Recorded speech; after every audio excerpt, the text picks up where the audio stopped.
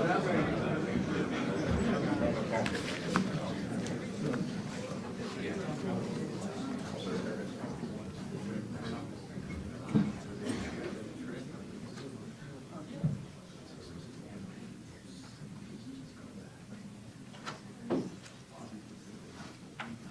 morning.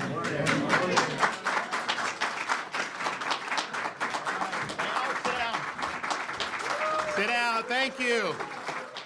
Thank you so much. Thank you. Great to be back in Central Florida. Thanks so much. It's a beautiful day, and we've got a pretty important announcement to announce the appointment of Florida's next United States Senator.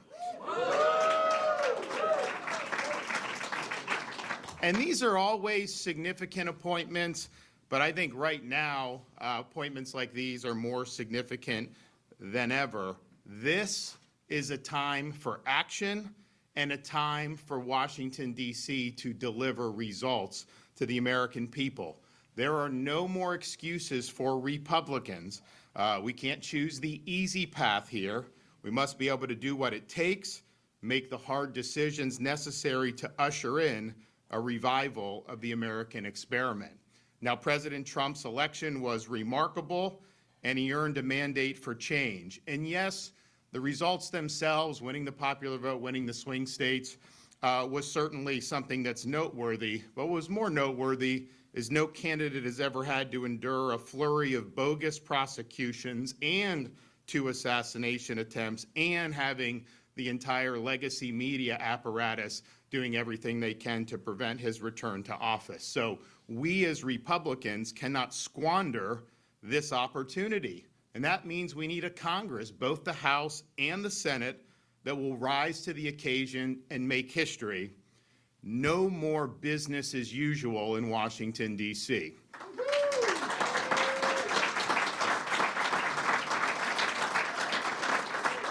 Now, of all the issues that the American people rendered a verdict on, there's perhaps no issue that's been more significant over these past 4 years than immigration and the open southern border.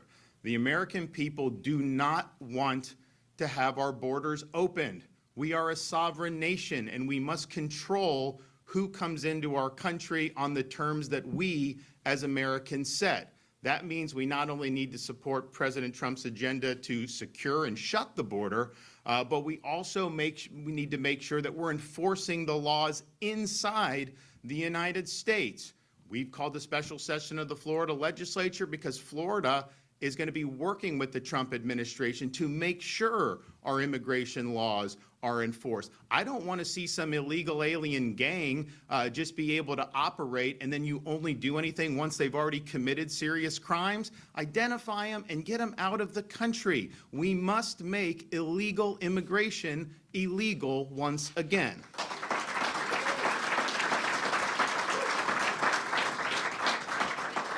The other issue that clearly animated voters' momentous decision in November is the economic crunch facing people all across the United States of America. This economic crunch is government-induced.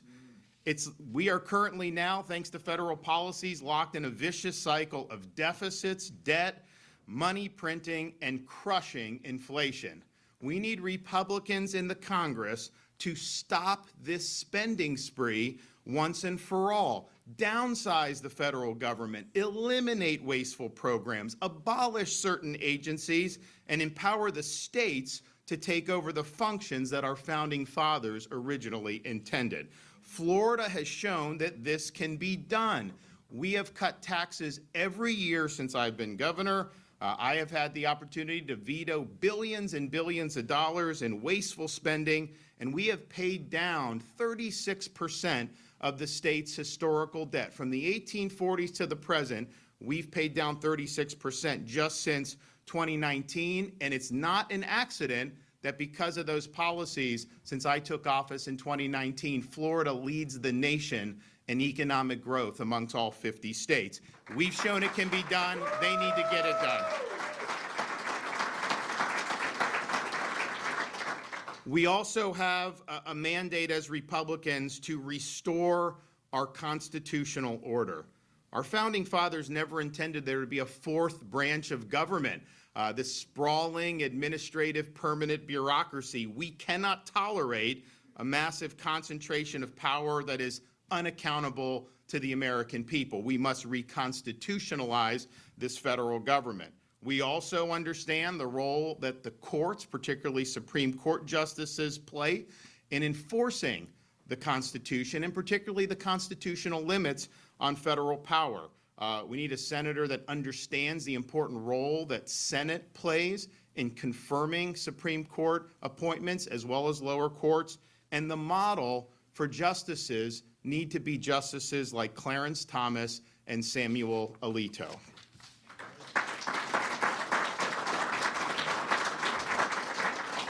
Finally, Republicans must fight the woke agenda and they must defeat the radical left. Florida has fought and won against the woke agenda. We have won time and time again against the political left, and right now the Democratic Party in this state lies in ruins, and we are a solid Republican state, which people didn't think was possible even 5 years ago.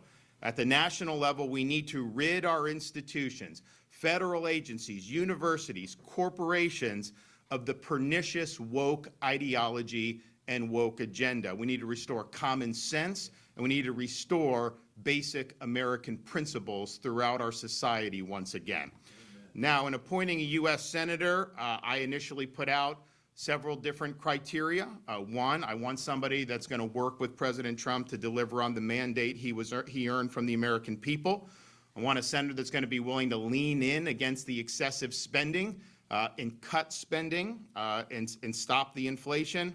I want somebody that understands that the federal bureaucracy is run amok and it must be held to account, and we need 3 branches of government, not 4 branches of government.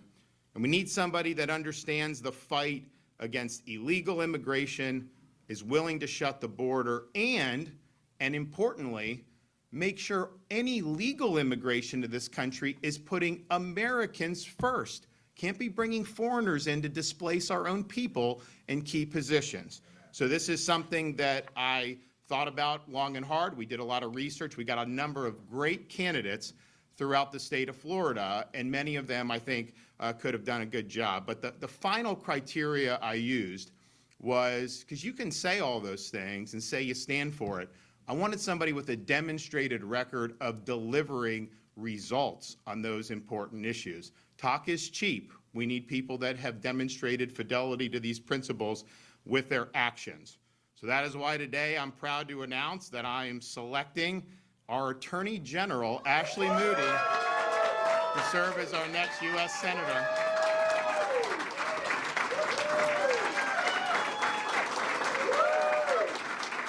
So,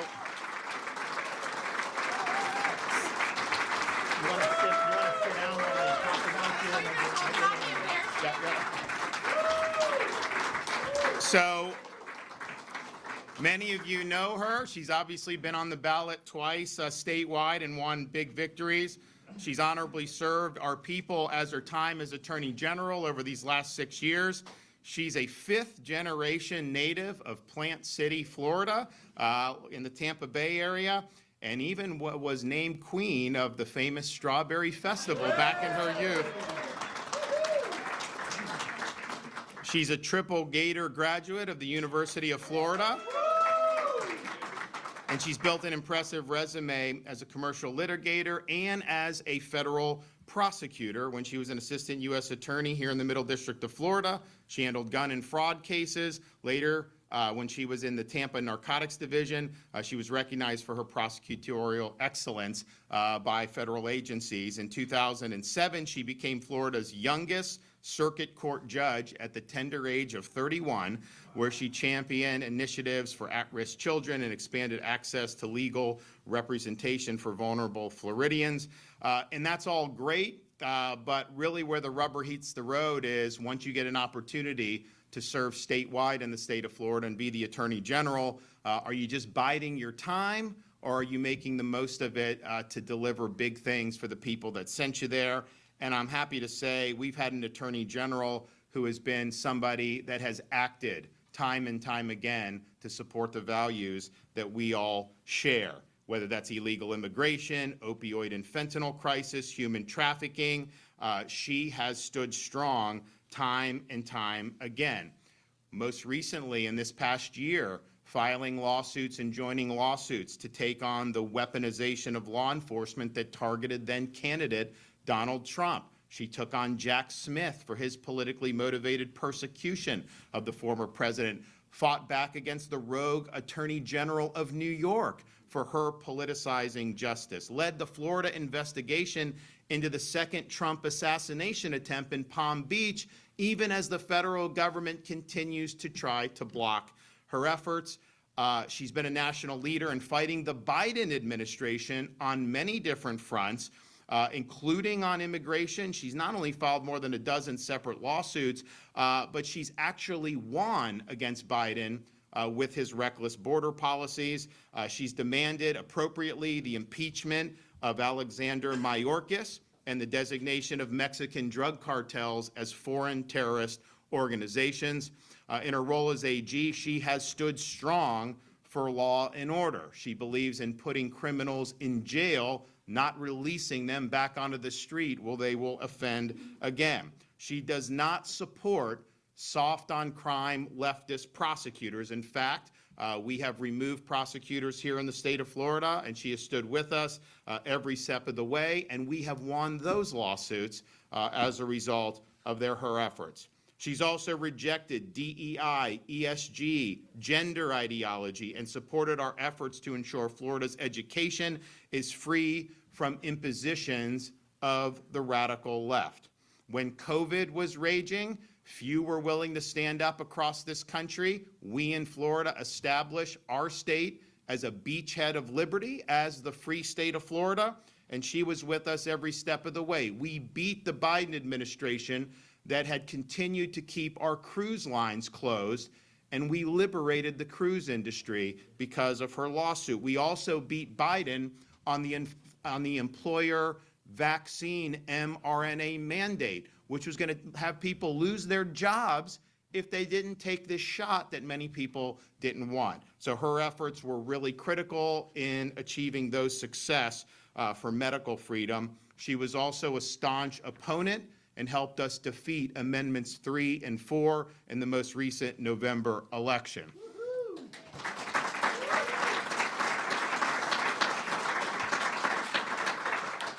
She sued in the Supreme Court against Harvard's race-based affirmative action discrimination admission process. She sued Biden administration to prevent brutal transgender surgeries on these minor kids. And she challenged the federal accreditor system to free university from politicized leftist accreditors.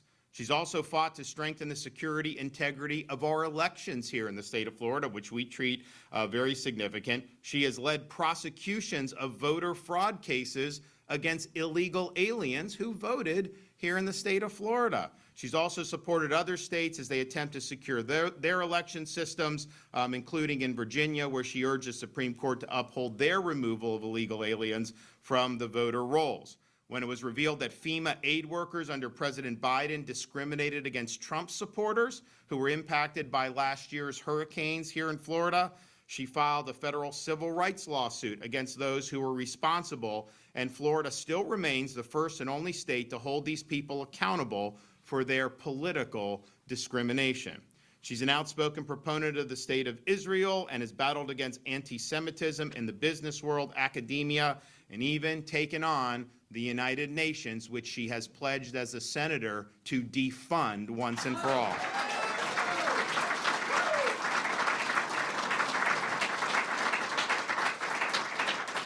She has fought against overreaching federal agencies like the ATF, the EPA, and the FDA to protect the rights of law-abiding Americans and to prevent bureaucratic entities from encroaching on our God-given freedoms.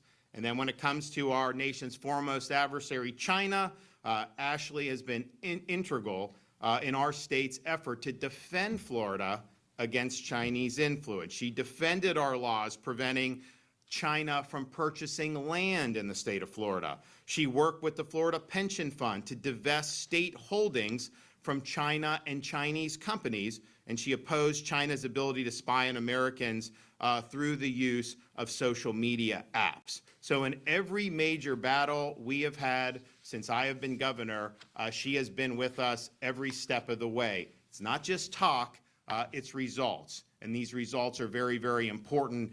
And she understands the gravity of the moment. We may not have an opportunity like this in the near future. This is a once in a decade, maybe even once in a generation opportunity in this current Congress is ultimately going to determine whether we do usher in that revival of the American experiment, or is it just going to be status quo, passing the buck, and nothing ever changes. So I'm pleased to be able to introduce to you for her first words as the senator appointee from the state of Florida, our Attorney General and your next United States Senator, Ashley Moody. Well,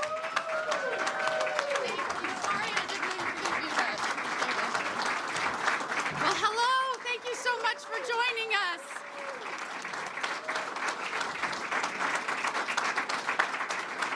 In true governorship fashion, he gave me a mere couple of hours to figure out what I was going to say to you. But that is because he is deliberate and takes nothing lightly and understands the importance of this role. Governor, I want you to know I will not let you down. I will not let the citizens of Florida down, and I will not let my country down. It was just 6 years ago that I met this very eager, passionate guy who wanted to be the governor of Florida and said, if we go in there and we implement conservative policy, if we scale back, make sure we return this to a limited government, we will prosper. And look at what Florida has done since. We lead the nation in net in-migration, new business formation, and law and order. I can go on, and it has been at the leadership and direction with this guy right here. And I am proud not to just say I have fought alongside you for 6 years, but I'm proud to call you a friend, and I am very honored with this nomination. Thank you so much. I will bring the same persistence and passion and tenacity as a United States Senator that I have brought as Florida's Attorney General. If you have worked with me and fought with me over the last 6 years, you know I don't think of this as a job. I think of it as a calling. Every day I go to work, every decision that I make, every person I hire, I do so with the understanding that the people of Florida gave me this opportunity, and I want to deliver on what I assured them, and that was we were going to protect their rights, we were going to protect the autonomy of this state, we were going to protect our communities. And I believe that we have done that, and I think we have to take that same direction to the United States Senate. This guy used to be in Congress, and he says to me and has said to me, I don't know why anybody would want that job. I said to him, I kind of agree with you, Governor. I don't know if you can tell, but I'm pretty energetic. I like to get things done, focus on problems, solve the problems, deliver those to the people that hired you, your bosses, the citizens. And there's a lot of deadlock in Washington. And then I thought more about that. And I thought, if every person with the same energy, the same love, the respect for our founding principles, the ideals on which this country was built on, if every person like that with that personality said, I don't think I'd like serving in Congress, then we'd never change that culture. And so you're probably right. I probably won't like it. But I'm ready to show up and fight for this nation and fight for President Trump to deliver the American First agenda on day one.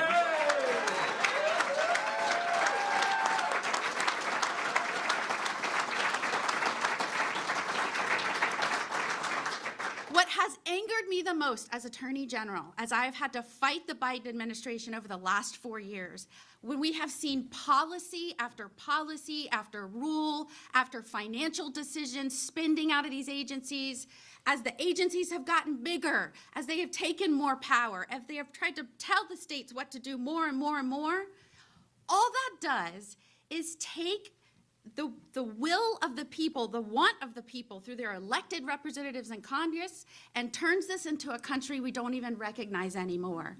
And whether it's agencies making these decisions when lawmakers should, unelected bureaucrats, or whether it's international organizations making decisions that our lawmakers should, we cannot stand for that. The only way to return this country to the people who govern it, is to make sure we have a strong Congress doing its job, passing laws, and actually approving the regulations that these unelected bureaucrats are trying to cram down on the American people. And I pledge to you, as a United States Senator, supporting the REINS Act, supporting any effort to rein back in our out-of-control federal agencies, make sure politics is pushed out of it, make sure we bring down spending. I am all for that, and I've got the backs of the American people, DOJ, and President Trump on that.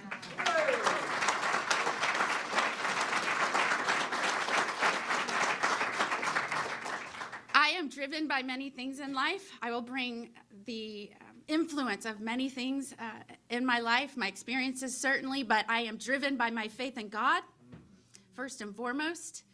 I am driven by the fact that I am a mother and I still have a kid in school. And whether it was protecting children from social media, from the dangers of fentanyl, the poison that's being pushed into our nation as the result of a wide open border, whether it's protecting our soldiers, the oldest boy in our family is a soldier. So whether it is supporting them while they are abroad or after they come home, I have their backs. And last but not least, God has blessed me with an amazing husband who's with me, Justin.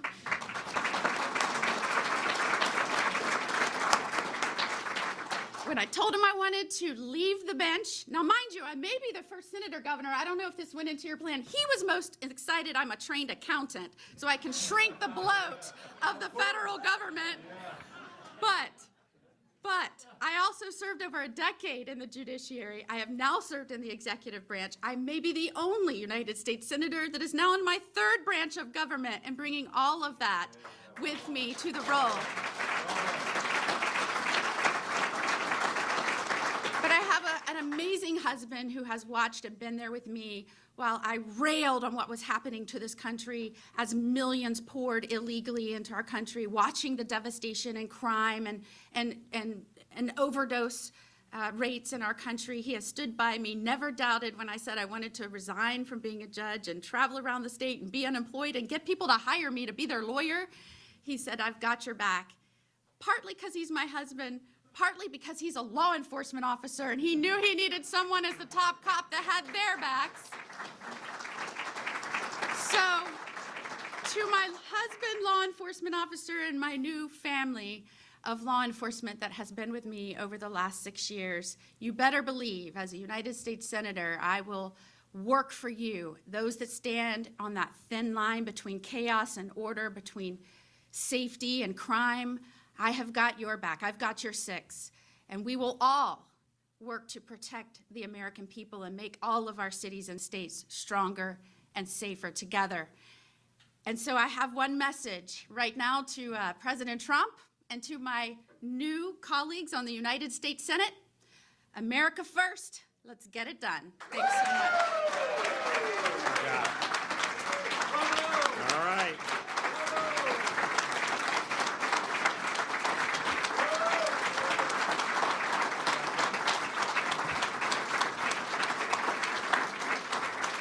And so she will be taking office most likely on the afternoon of January 20th. We anticipate Senator Rubio to get confirmed very quickly after the inauguration of the 47th president, President Trump.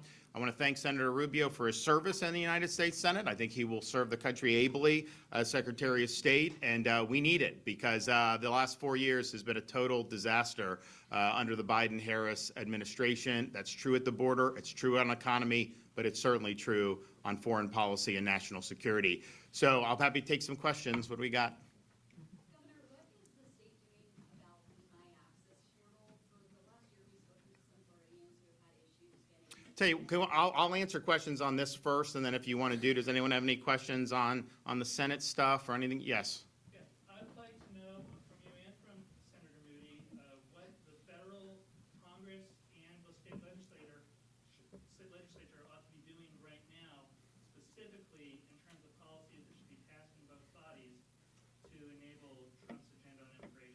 Well, I think, as you know, we have called a special session, as I'm authorized to do as governor, for January 27th, so a week after President Trump's inauguration this Monday.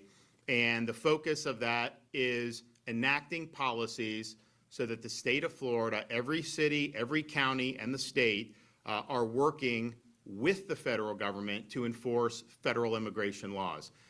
As I mentioned in my comments, you have these gangs that are in the country, and basically Biden, unless they commit a serious crime, just lets them run wild. Once we identify them, we're going to pass legislation that says if you enter Florida as an illegal, that is an offense we can hold you accountable for, and we'll immediately turn them over to the feds, and then the feds will send them back to their home country. We are also going to we've removed a lot of incentives, enticements for people to come to Florida illegally, but one of the ones that's still there from 2014 is giving in-state tuition to illegals.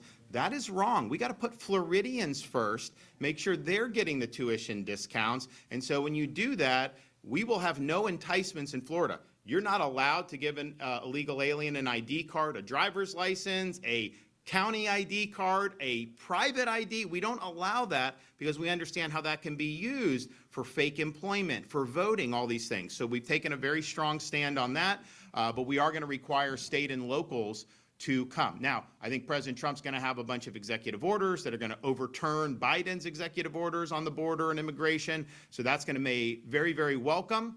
But I do think the Congress, and I know the Attorney General as a senator will support this, they need to overhaul the way we do immigration, period. No more asylum fraud, people coming and they're just claiming asylum when they're just coming across the border. It's been a massive fraud on the American people for many, many years. We also need to make sure that we do have a border wall built to prevent people from coming in areas where there aren't points of entry, which is important. And then the legal immigration system, there's some people that say, as long as it's legal, it doesn't matter. I disagree with that. When you have programs that bring foreigner workers in that will work for less than Americans and the Americans get fired, that's wrong. That should not happen in the United States of America. We need to focus on assimilating people instead of having millions of people come, whether it's legal or illegal. We've got to get these numbers right. We got to promote a culture of assimilation, and we have not done a good job of that over the last very many decades. So I think Congress has some work to do. I think the president can do a lot on his own. We will be in Florida when we enact these policies, working hand in hand, and that'll be a force multiplier. And people will say, well, why do it now? Why not wait till May? And I just understand, if you waited till the regular session, it would really not even be till July 1st, because that's typically when these bills take effect. But why now? Well, one, we have a sense of urgency. We recognize this moment is very significant. I have heard Republicans moan about the border and the immigration for years.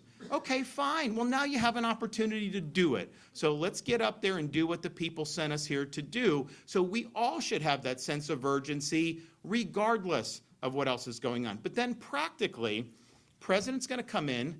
He doesn't have a lot of resources at his disposal with what Biden's leaving him.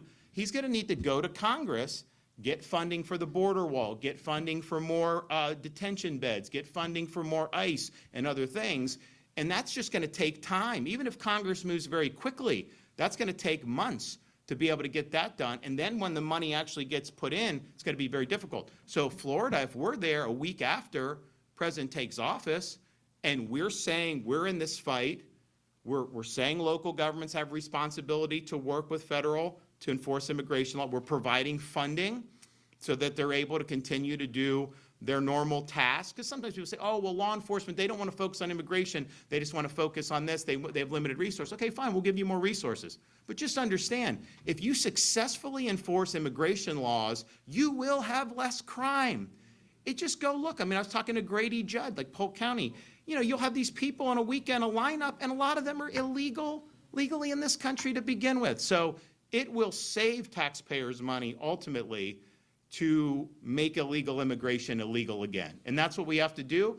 And I know, and here's the thing, I care about your record. Ashley Moody, as Attorney General, never had any blemish on immigration. It was always strong. She's never been a squish on any of these issues. And it's important. I mean, that's the part of the problem. She'll go up there and she'll be part of the enforcement caucus, not the amnesty caucus, and that's what we need. Governor, do you anticipate that the state or local municipalities will have to set up new facilities to house immigrants if they are? So the question on facility, so I don't think the locals will. I think we and the state will probably be willing to help with that regard. We're going to coordinate with the people, either both in the White House and who's overseeing immigration, to see what would make sense. So it's possible the state does it. I don't anticipate you're going to see the locals necessarily doing that. It may be temporary and then immediate transfer to the feds or to the state, but I don't foresee necessarily the locals necessarily doing. Now, some of them may want to do it, and we'll have funding. They can, but I think the main thing is forcing the law, working with ICE to remove swiftly people who are here illegally. And I can tell you, we have, the hurricanes. We have Hurricane Helene, massive storm surge across the Tampa Bay, coastal Tampa Bay, Pinellas County, some of these others. And after that, we said, you loot, we shoot. We're not going to sit there and let you do this, but some people would still do it. So Pinellas County arrests 45 people for looting after Hurricane Helene.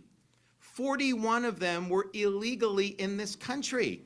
And I'm just thinking to myself, what the heck is going on here? So those days are over. We are going to work together, and we're going to be able to get this job done. And if we don't do it now, it's just never going to get done. Let's just be honest. This is our opportunity to make it happen. Yep. You got to respond with Spectrum News, Orlando, and Tampa. Are you at liberty to say when you actually told now Senator Moody that she was getting a job? Yesterday evening. So we were doing a press conference in Polk County yesterday about the immigration plans. And I said, are you flying back to Tallahassee? I said, I got a Ocala that I'm driving up. When are you going to get in town? She's like, well, sometime in the late afternoon. I was like, all right, well, give me a call. Come on over. And I was like, hopefully you can clear your calendar tomorrow morning because it's go time. So we're going to do it. And, part of it was, we had a lot of great candidates. I'd mentioned publicly, even though I think highly of people like Corey Mills, and I love Kat Kamak. She is unbelievable. But the issue is we have currently, in 4 days, we'll have 217 Republicans to 215 Democrats in the House. So if I take Kat and put her in the Senate, who knows what could happen, right? You could have deaths, you could have resignation. And so I just didn't want to be a part of potentially turning that over for there. And so even though I was impressed, I just couldn't do it. And I didn't want to jeopardize the president's agenda by doing that. And I know neither of them necessarily were happy with that, but that's just the reality. And then we had some other great people that we talk with. Our Secretary of State, Cord Byrd, is very, very strong on election integrity. When he was in the legislature, he opposed weak immigration policies, incursions on Second Amendment when Republicans were pushing it. And that's the type of courage, that I want to see when we're talking about dealing with some of those folks. We had Senator Collins from Tampa. The guy has given limbs for this country, and he's a warrior, and he's only been in the state Senate for 2 years, and he's already amassed huge achievements. So I think they're all going to do very well in the future. And so I was impressed. And we also reviewed many other people too. Those were kind of the last 5 or 6 that I think were in the mix. But ultimately, I can get a binder on somebody. I can watch some of their interviews, whatever. But I've also been alive working for 6 years alongside the Attorney General, and she's never let us down once. Not one time in 6 years. And that matters to me. And so she was always someone that, was near the top of the list. And so, but I also just understand, these things, you just gotta let it set, make sure you're comfortable, and then pull the trigger. Yep. Just a quick follow-up. So who are the likely Moody replacements, A, and totally separate, but associated to what you said? Will you bring back any Florida Highway Patrol troopers from Texas to Florida to deal with this immigration? So on the Attorney General, my chief of staff, James Uthmeyer, is kind of like Ashley. He's proven himself in these fights, and I think she's got big shoes to fill, but I think he'll do a good job doing that. So you can anticipate that. I'm not going to make the appointment before it's available, but I think that's something that will happen. Now, so yes, we're gonna use the resources to best benefit Floridians. The reason why we've helped Texas is because Biden wouldn't help Texas. And so the states have to band together. Just like Texas will send people to help us when we have hurricane response. We sent there. And I'll tell you, we did it on and off for Biden's whole term. And, I'm like, do these guys like doing it? Like, ultimately, when you're in government, when you're in service, if you get orders, you do it, right? You don't necessarily, but people appreciated the mission. They felt they were making a difference in very difficult circumstances. And so I'm glad that our folks really worked hard and made a big impact. But at the same time, we now are going to have much different policies on the southern border. And I don't anticipate Florida needing to play a supporting role there, because I think the federal government's going to be leading and Texas can support. And I think the results are going to be so much better. And I think it's going to be really, really significant. We have assets here in Florida. Our highway patrol will be in. See, I can order the state people to do it. Highway patrol, you pull someone over illegal, just call ICE and let's just do it, right? So they can do that. FDLE can do it. Fish and Wildlife, these folks come in on boats. How crazy is this? We have boats that help the Coast Guard stop boats from Haiti and Bahamas and Cuba and everything. If you stop the boat before it reaches land, then the Coast Guard immediately, you give them to the Coast Guard, they send them back to Haiti or Bahamas or wherever, like clockwork. But if they touch land, then somehow Biden lets them stay and they won't send them back. How dumb is that policy that we can do? So what I want is the federal government empower us. If somebody shows up in the Florida Keys, we say, okay, here you go, you're coming in and you're going back. And if you do that, if they know that even if they make land, it doesn't matter, then you're going to see, we've already seen the numbers plummet because we've supplemented the Coast Guard. Coast Guard does a good job. They don't have enough resources. And it's not a priority for Biden. But if you do that, you will be able to really, really dry up, because no one's going to want to take these boat voyages across dangerous waters knowing that even if they make land, they're still going back. So we've got to do that. I think it's really, really significant. So we're going to use a lot of resources here. I think the border is going to be in much better shape on January 20th. On a separate issue, in Orange County, the state attorney, have you made any decision on anything that you might do about the state attorney Moody? And then separately, in Lee County, from our folks there's been some calls from the GOP leader there to remove the sheriff in Lee County. Any comment on either one of those? If you read Florida's Constitution, the governor has the constitutional authority to suspend elected officials at the county level for based on a number of criteria: misfeasance, malfeasance, incompetence, neglect of duty, drunkenness. There may be another one or two, but those are the main ones. And when a public official triggers those, or they only need to trigger one of it, I won't hesitate to act. Monique Worrell did that in her first term as state attorney. I had people asking me to remove her for a long time. And I said, look, I don't like what she's doing, but you got to give me the goods. And so they finally gave the goods. And I think one of the problems with how that went down is, the Florida Senate has a rule that says, well, if they file lawsuits, then we're just not going to bring them to trial in the Florida Senate. And that let her basically just skate through, and she could say, oh, I was unjustly suspended. But what if you go in front of the Senate and they convict you, then that's the end. So I hope the Senate, and I'm going to talk to the Senate president about changing that rule. They can still delay if they need to, but I think they've incentivized these people. Andrew Warren went to court for like 2 years, and he lost. We won that, but he never went in front of the Florida Senate. And yes, he got voted out of office, or he got voted down when he tried to run again. But a lot of that is because Hillsborough County is now nominally red county. This judicial circuit is blue. So in a presidential election, if you have a D next to your name here, there's not many places in Florida that's true anymore, but here you have a benefit, right?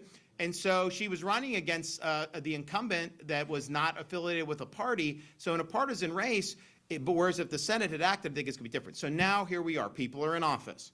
So if you conduct yourself in a way that triggers my constitutional obligations to suspend you, I will do it.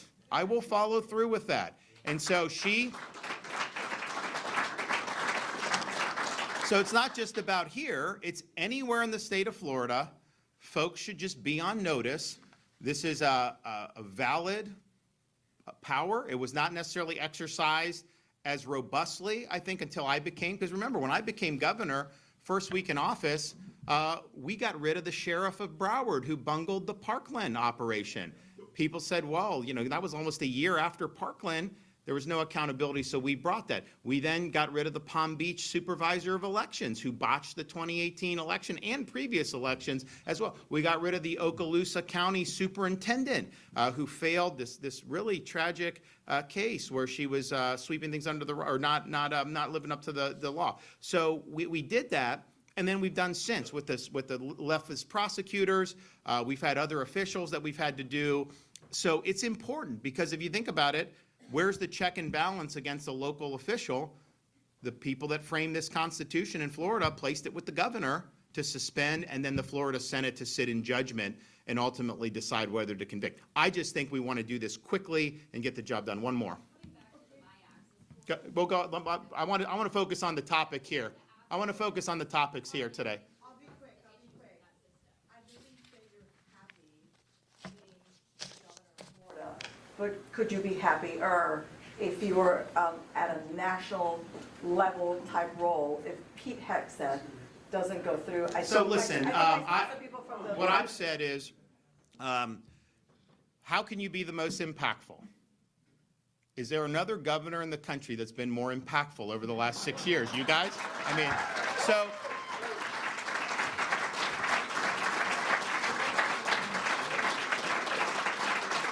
And you know, it's not just the governor. I mean, the attorney general's been there. We've had some great partners in the legislature, done a lot of great things. You know, sometimes it's been smooth, sometimes it's not been so smooth, but eventually we land the ship and get things done. And that's true whether it's look at what we've paid off for state debt. We have the lowest per capita state debt in the entire United States of America. If the federal government could follow that, we'd be in much better shape. We have enacted policies to combat rioting and looting and everything you saw in the summer of 2020. That does not fly in the state of Florida, and we back the men and women of law enforcement in a really, really big way.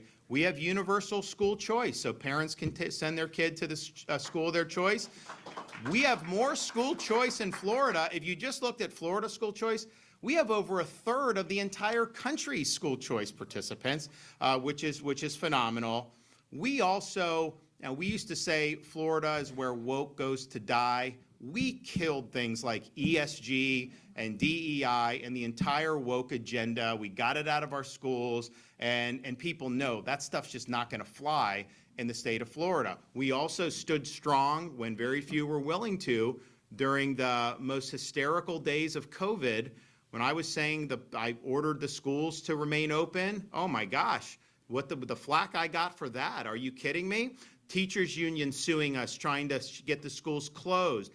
All these things, and yet people will come up to me to this day and say, if it wasn't for that, I don't know if our family would have been able to make it. Our kids needed to be in school. We did an executive order because the legislature at the time wasn't willing to legislate. We banned forced masking of school children in the state of Florida, and that was very controversial at the time. Now it's something that's good. And if it wasn't for Florida during COVID, this country would not have recovered. We wouldn't have gotten out of the lockdown culture. We're the ones that broke the back of the Fauciism that was in this country. And that was a very important role for this state to play. Election integrity, we've led the nation in election integrity. On issue after issue, we've delivered big results. So ultimately, it's, are you making a big impact for the people that you represent? I'm not saying Florida governor is the maximal you can possibly have in elected office, but it's pretty darn close when you look at that. And so we got more work to do. Fortunately, we've been able to accomplish whatever I promised to do, I've done, and then some. So we're basically playing with house money at this point, and that's great. And we're going to do more, and we're going to keep having fun. But I kind of got a kick out of people speculating, like, will he appoint himself to the United States Senate? And I'm like, for anyone that spent 5 minutes with me, I don't think there would be much speculation that the answer to that would be no. But it was not something that I think is. So we'll hold the fort down here in the state of Florida. I think we can be very helpful to help the president's agenda. I think we can play a good supporting role when senators like Ashley Moody are fighting for us. And we can be there in support for some of those policies to bring power back to the states. But this is really, really significant. We basically have an experiment ongoing in this country when people vote with their feet. And if you look over the last many years, we've been the place people have come to. Even 23, when you had, or 23, 24, you had illegals leaving, which was good because of our policies. But you had a lot of people that wanted to come, and we've continued to build the economy and all these other things. So it's really, really positive. I think we can be very, very supportive in a variety of ways of what's going on there. But I've never asked for anything, and I'm not in a position where I'm being offered anything. So we'll keep the fight going. We look forward. I'll be up at the inauguration. We got to figure out. So they're going to vote on Rubio. Maybe I have to stay around to help Ashley get sworn in the Senate that afternoon. I was planning on not doing the balls because they're having the national championship game that night. And, my son Mason, he was in the first round of the college football playoffs. He got 3 of the 4 games right. In the next round, the quarterfinals, he got 3 of the 4 right. The semifinals, he got both games right. So now we have Notre Dame, Ohio State. And the First Lady prodded him on his decision, and he said he's not ready to make a decision yet on that. So when we get one, we'll put it out just in time for you guys to place your bets. But I think the problem that he's having is, he is a huge Florida State fan. I'm not going to tell him that Ashley went to Florida because, and it's not anything Casey and I have done. I didn't go there. Casey didn't go there. But we're in Tallahassee, right, as a family since I got elected, and he goes to games, he does all this. So he's like really, really passionate. So we went to the Notre Dame game in South Bend, Florida State and Notre Dame. And do we have any Florida State fans that are willing to admit on that? They lost by 50 to Notre Dame. And so that wasn't good, but, he got to go around campus, he saw Touchdown Jesus, he got to go to the field, he got to do all that. So I think he kind of likes it. So I think he's only in first grade, but he's smart, he knows sports. And so I think he really wants Notre Dame, but I think he's watched Ohio State, particularly their first 2 games in the playoffs, and they didn't do as impressive against Texas, but they were still pretty strong. And I think he's just worried that if he goes with his heart, or does he go with his head? And I think his head's pulling him to Ohio State, but I think his heart's pulling him to Notre Dame. And so if he comes to a decision, we'll make sure to disseminate that very quickly. Thanks, everybody.